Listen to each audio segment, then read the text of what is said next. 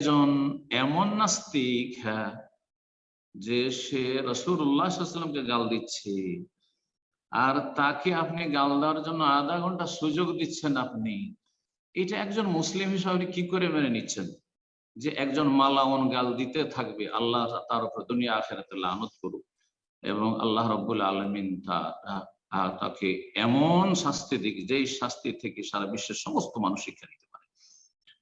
সে গাল দিচ্ছে আর আপনি ফেল ফেল করে চেয়ে আছেন, আপনি শুনছেন, আর শত শত হাজার হাজার এক শ্রেণীর দুর্বল ইমানের মুসলিমরা শুনছে, তাদের সংশয় তৈরি হচ্ছে, হ্যাঁ, আরো হয়তো বিভ্রান্ত হয়ে যেতে পারে।